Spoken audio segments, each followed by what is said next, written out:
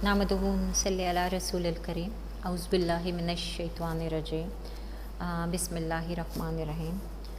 इससे पहले जो लेक्चर था उसमें हमने अभी बात की है कुरान पाक का नाम के बारे में, उसकी वजह तस्मिया के बारे में, और आगे हम बात करते हैं नबी करीम सल्लल्लाहु अलैहि वसल्लम पर जो वही के तरीक़े हैं कि आप सल्लल्लाहु अलैहि वसल्लम पर वही किस तरह से नाजिल होती थी।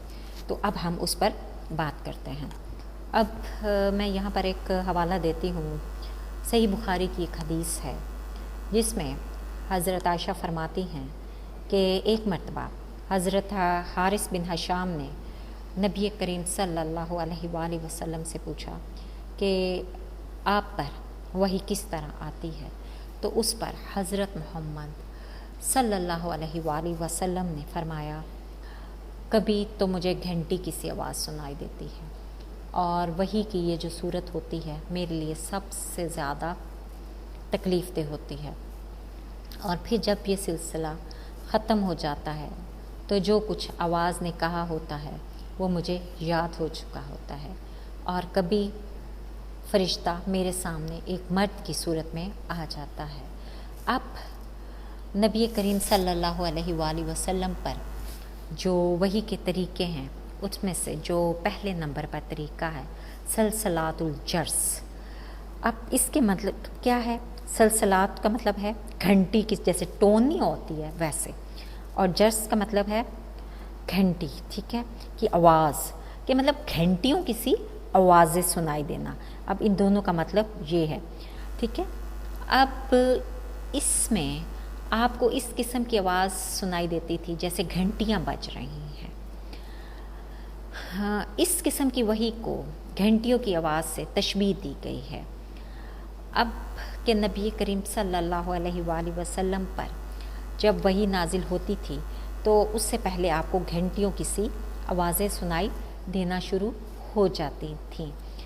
तो एक और इसके अंदर हज़रत आयशा से ही रिवायत है, वो ये है कि वो फरमाती हैं कि मैंने नबी करीम सल्लल्लाहु अलैहि वसल्लम के ऊपर सख्त जाड़े के दिनों में भी वही नाजिल होते देखी है, और ऐसी सर्दी में भी जब आप पर वही नाजिल होती थी और वही के बाद मैं आपकी हालत को देखती थी कि आपकी पेशानी मुबारक पसीने से शराबूर हो चुकी होती थी। इसी तरह हज़रत आयशा फरमाती हैं कि जब आपके ऊपर वही नाजिल होती तो आपका सांस रुकने लगता, आपका चेहरा मुबारक खजूर की शाख की तरह जर्द हो जाता और सामने के दांत सर्दी से कपकपाने लगते। आप ये देखें कि ये इस तरह से नबी के ऊपर वही नाजिल होती है, और बाज़ औक़ात आपको इतना पसीना आता कि उसके कतरे मोतियों की तरह आपकी पेशानी मुबारक से नीचे गिरने लगते।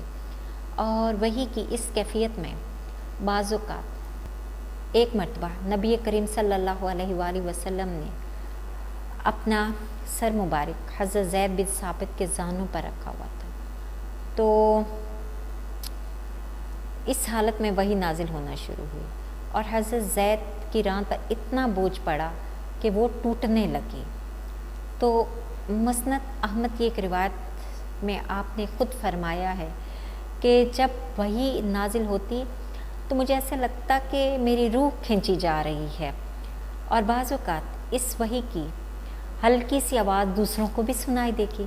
जैसे हज़रत सैयदना उमर बिन ख़त्ताब फरमाते हैं कि जब आप पर वही नाजिल होती तो आपके चेहरे अनवल के करीब शहद की मक्खियों की भिनभिनाहट जैसी आवाज़ें सुनाई देती।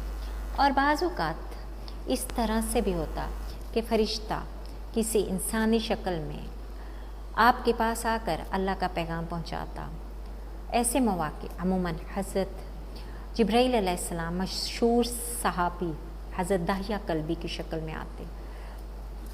अल्लामा आइनी फरमाते हैं कि सहाबा में से हज़रत दाहिया कल्बी का इंतखाब इसलिए था कि वो अपने वक्त के सबसे खूबसूरत तरीन इंसान थे, इतने खूबसूरत कि अपने चेहरे को लपेट कर चला करते थे, और बाज़ मौके पर دوسری صورتوں میں بھی حضرت جبریل کا آنا ثابت ہے، مطلب دوسری شکلوں میں آنا ثابت ہے۔ اب اس پر تمام لوگوں کا اتفاق ہے کہ جو فرشتہ نبی کریم صلی اللہ علیہ وآلہ وسلم پر وحی لاتا تھا وہ حضرت جبرائیل علیہ السلام ہی تھے اور ان کے علاوہ کوئی اور نہیں ہوتا تھا۔ اب یہ تھا کہ نبی کریم صلی اللہ علیہ وآلہ وسلم کے پاس وحی اس طرح سے نازل ہوتی۔ اب بعض اوقات یہ بھی ہوتا تھا کہ حضرت جبرائیل علیہ السلام کسی انسان کی شکل اختیار کیے بغیر اپنی اصل شکل میں آتے، لیکن ایسا تمام عمر میں صرف 3 موقعوں پر ہوا۔ ایک مرتبہ جب آپ نے خود حضرت جبرائیل کو ان کی اصل شکل میں دیکھنے کی خواہش ظاہر کی، مطلب خود آپ نے خواہش ظاہر کی کہ میں جبرائیل امین آپ کو دیکھنا چاہتا ہوں۔ اور دوسری مرتبہ کب ہوا؟ جب آپ نبی کریم صلی اللہ علیہ وآلہ وسلم معراج کے موقع پر تشریف لے گئے۔ اور تیسری مرتبہ کب ہوا؟ نبوت کے بالکل ابتدائی زمانے میں مکہ مکرمہ کے مقام عجیات پر۔ اب یہ تمام چیزیں اسناد سے ثابت ہیں۔ اب ہم بات کرتے ہیں کہ وحی کی ایک اور صورت بھی تھی کہ نبی کریم صلی اللہ علیہ وآلہ وسلم کو نزول قرآن سے قبل سچے خواب آیا کرتے تھے۔ آپ جو کچھ خواب میں دیکھتے لیکن جب آپ بیدار ہوتے تو وہ حقیقت میں سامنے نظر آ جاتا۔ حضرت عائشہ صدیقہ فرماتی ہیں کہ آپ پر وحی کی ابتدا نیند کی حالت میں سچے خوابوں سے ہوئی۔ اس وقت آپ جو بھی خواب دیکھتے وہ صبح کی روشنی کی طرح سچا نکلتا۔ اب حضرت موسیٰ کی طرح آپ کو بھی اللہ تعالیٰ سے براہ راست ہم کلام ہونے کا شرف حاصل ہے۔ بیداری کی حالت میں یہ واقعہ صرف معراج کے موقع پہ پیش آیا، اس کے علاوہ ایک مرتبہ خواب میں بھی آپ اللہ تعالیٰ سے ہم کلام ہوئے۔ وحی کا ایک اور طریقہ یہ ہے کہ جبریل امین کسی بھی شکل میں آئے بغیر آپ کے قلب مبارک میں کوئی بات ڈال دیتے، جیسے کہ فرما دیا روح اقدس نے میرے دل میں یہ بات ڈال دی، مطلب آپ نے خود فرما دیا کہ اس طرح ایک مستدرک حاکم کی ایک روایت ہے کہ جبریل امین نے میرے دل میں یہ بات ڈال دی کہ تم میں سے کوئی شخص اس وقت تک اس دنیا سے نہیں جائے گا جب تک وہ اپنا رزق یا اپنے حصے کا رزق پورا نہ کر لے۔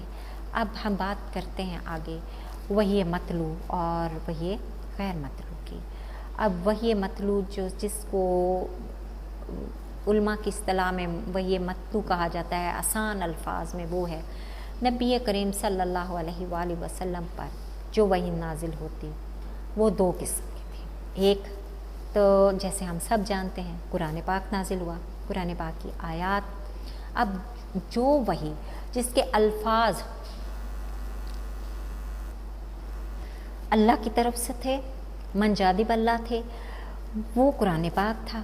اس کے اندر ایک لفظ ایون ایک شوشہ بھی بدلا نہیں جا سکتا تھا۔ اب علماء کی اصطلاح میں اس کو وحی مطلوع کہا جاتا ہے، یعنی وہ وحی جس کی تلاوت کی جائے۔ دوسری قسم اس وحی کی ہے جو قرآن پاک کا حصہ نہیں ہے لیکن اس کے ذریعے آپ کو بہت سارے احکام عطا کیے دیکھیے، مطلب جس کی تلاوت ہم نہیں کر سکتے، یعنی حدیث۔ اس وحی کو ہم وحی غیر مطلوع بولتے ہیں، یعنی جس کی ہم تلاوت نہیں کر سکتے۔ وحی مطلوع یعنی قرآن پاک میں اسلام کے اصولی عقائد اور بنیادی تعلیمات کی تشریح پر اتفاق کیا گیا، اور ان تعلیمات کی جو تفصیل ہے اور جزوی مسائل ہیں وہ زیادہ تر وحی غیر مطلوع کے ذریعے بیان کیے گئے۔ اب وحی غیر مطلوع صحیح حدیثوں کی شکل میں محفوظ ہے اور اس میں عموماً صرف مضامین وحی کے ذریعے آپ پر نازل کیے گئے ہیں۔ اب جیسے کہ نبی کریم صلی اللہ علیہ وآلہ وسلم نے خود فرمایا مجھے قرآن بھی دیا گیا اور اس کے ساتھ ساتھ ایک اور چیز بھی دی، اسلامی احکام کی تفصیلی جو جزوی تفصیلات ہیں چنانچہ اسی وحی غیر مطلوع کے ذریعے بیان کی گئی ہیں۔ اس لیے جو لوگ اپنے آپ کو مسلمان کہنے کے باوجود اسلامی احکام کی پابندیوں سے آزادانہ زندگی گزارنا چاہتے ہیں उन्होंने कुछ अरसे से ये तरीका इख्तियार किया है कि वही गैर मतलू कोई शय नहीं है, हालांकि ये गलत है। अब एक वही मतलू है और एक वही गैर मतलू है। तो अब आप लोगों को ये क्लियर हो गया कि हमने बात की है वही मतलू यानी कुरान पाक और वही गैर मतलू यानी नबी करीम सल्लल्लाहु अलैहि वसल्लम की हदीस मुबारका।